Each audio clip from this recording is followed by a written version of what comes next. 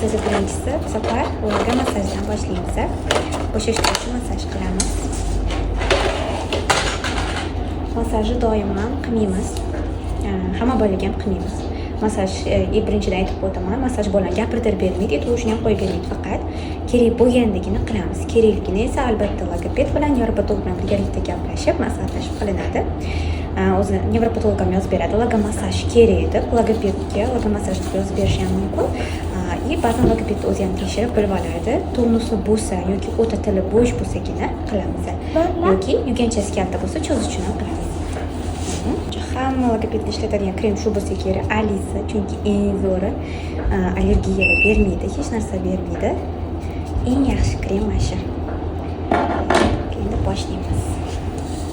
Massaj yaqindan olishga umuman menda imkon yo'q, chunki olib turadigan odam yo'q. Shuning uchun ham uzoqdan ko'rasizlar.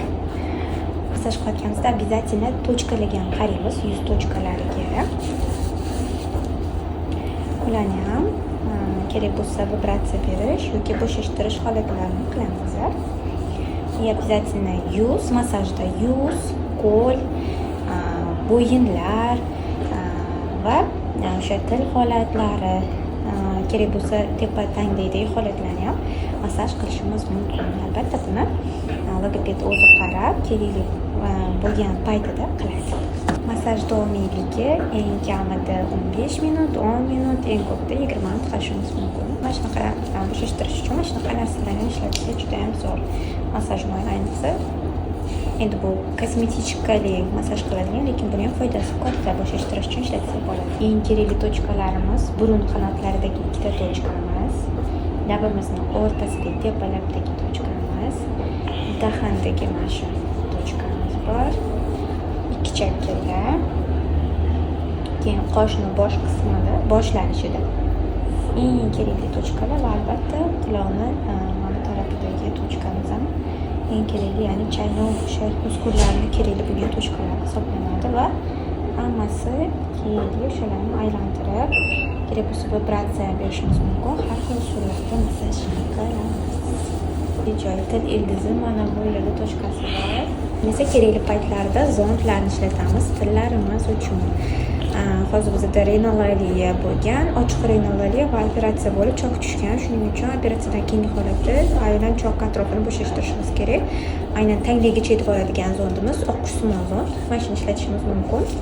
Mana bularni ham har xil faollashtiruvchi, bo'shashtiruvchi maqsadda ishlatishimiz mumkin, lekin asosan o'zi zondlar ko'proq faollashtirish uchun ishlatiladi. Lekin sekin o'sha yo'nalishini o'zgartirib, bo'shashtirishga ham ishlatsak bo'ladi.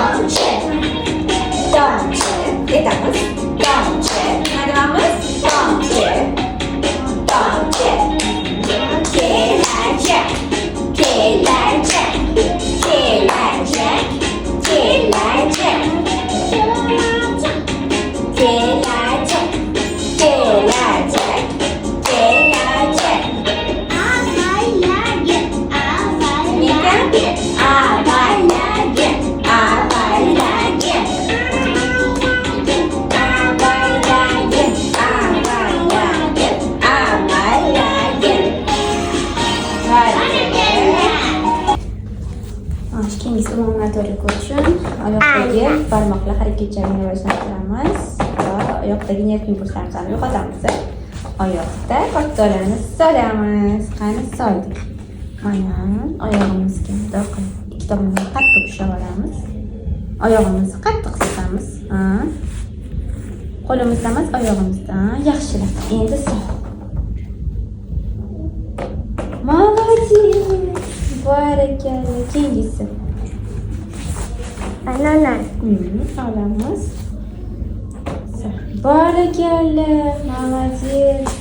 Qanday?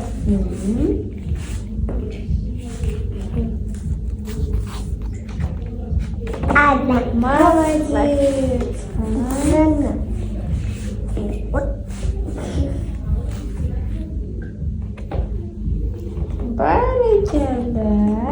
दिसतंय नागपूर चल चल चल होय